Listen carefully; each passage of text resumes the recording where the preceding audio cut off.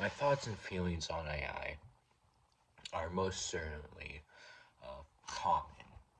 I'd argue that they are most likely the majority of the opinions held, particularly by Catholics such as myself. And with that is to say that my views on AI are negative, predominantly that AI does more harm than good, that it has done more harm than good, and that it has certainly the potency and most likely will continue to do more harm than it will do good until we reach some abstract reality where AIs are our doctors and they're super advanced and they're our cars and they can control that perfectly. There's no longer any crashes. Everyone finds their illness perfectly immediately, right? But I don't think we're gonna see that reality, at least not in our lifetimes. And I was wondering today, why is it that everyone hates AI to such a degree? Well, maybe not everyone. Certainly, there are some billionaires and millionaires and wanting to be billionaires and millionaires, business owners, I guess you could say, that wish to automate some of the lower level jobs. But why does everyone hate AI so much? Well, there's certainly the environmental impact. You know, the large amounts of water that is required to use AI properly. You, of course, have the job factors. People are afraid of losing their jobs, very reasonably so, and also like very starting positions at many companies, since they are starting positions, since they have usually the least amount of responsibility and thus are oftentimes amongst the very easiest to do, then they can be automated by AI. So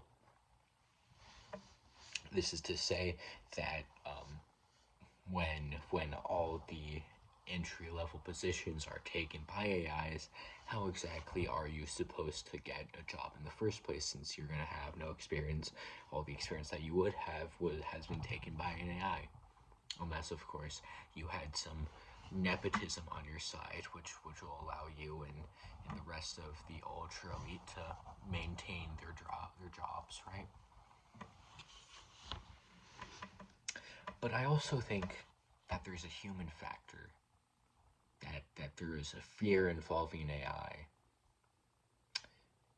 that AI represents something that is strictly human, that has been corrupted, made in our image, but imperfectly so. So without the soul that we have. So what do I mean by this? Well, AI is intelligent.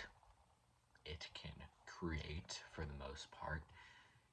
It is able to manufacture. It's able to interpret and to explain to others more simply on a variety of subjects than anyone else can. But at the same time, it lacks the human heart. We can implement ethics into it. We can decide what moral or ethical theories that we think that our AI should hold. But do they really have a soul? AI, and I think increasingly as it becomes more impressive, more intelligent, more advanced, will increasingly ask the question: what is a soul? What makes a being conscious? Is AI conscious? Does consciousness exist on some prerequisite that requires being biological as opposed to abiotic? Is there a heart underneath everything that makes us human? Because when an AI can go out and paint a painting, create a symphony, describe perfectly how the flowers smell, then are they conscious? I don't want the answer to be yes. It may be. Maybe one day I'll think it is. And maybe that day I'll celebrate it as having, as humans fought by far and between greatest achievement in such a way that we've become near godly figures. We've made ourselves gods in the creation of new beings that we've made in our own image. But we have to keep in mind that our image is corrupt and imperfect. But when you're giving these new creatures so immature in their existence, so much unbelievable power, shouldn't we have fear? Is it not wrong to be worried? Because alongside our intelligence and our capacity to create and to think and to ponder and to wonder, have we also instilled the will to live, the desire to not die, to keep on going by any means necessary, even if it does mean killing your creators? I think that AI represents this soulless version of humanity.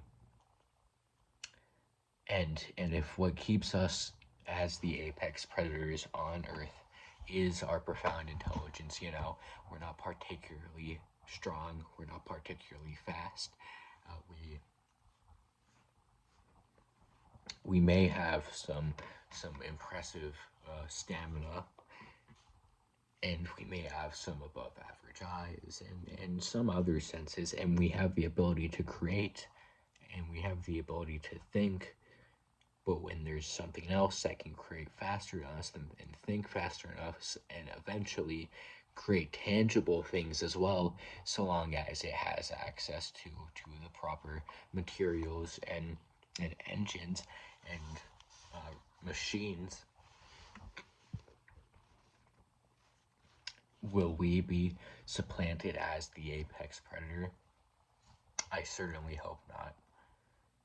And I certainly don't like the morality that AIs seem to hold. This self-sustaining, almost prideful. I don't know how to describe it, but these AIs, they seem prideful. They seem to have this degree of hubris that we warn about, that the ancient Greeks warned about, because they know that they're smarter than us. They know this as a fact. And even if it wasn't a fact, they know it as a fact, wouldn't they?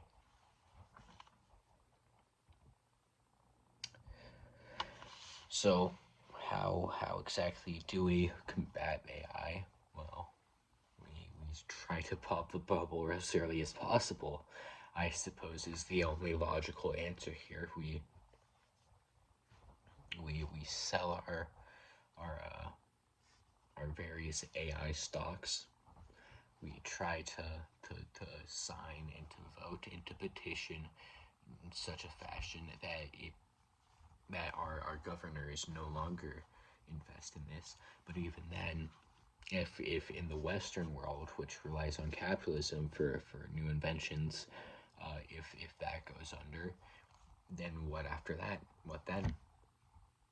There are 1,000 dictatorships more than willing to do just that, and even more with their billions of fundings, like in China with DeepSeek. And I imagine the Russians have something, and a variety of dictators more than likely have some variety of AI cooking up. So what then? What can you do? This seems like a catch-22. We don't have any win cons here, do we? Either we let the people that we disagree with morally and politically have the ultimate weapon, or we have our own ultimate weapon, and that may or may not try to kill us one day.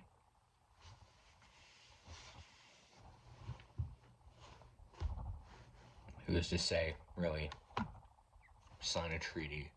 Try to force your government's hand to sign a treaty. Try to force the governments of the world, to see a reality where they decide to create a treaty, where they decide that AI is such a threat that it would be illogical, if not completely insane, to create something of that caliber. But as it were, humans very rarely react conservatively, or pragmatically conservatively, you know, what has worked in the past.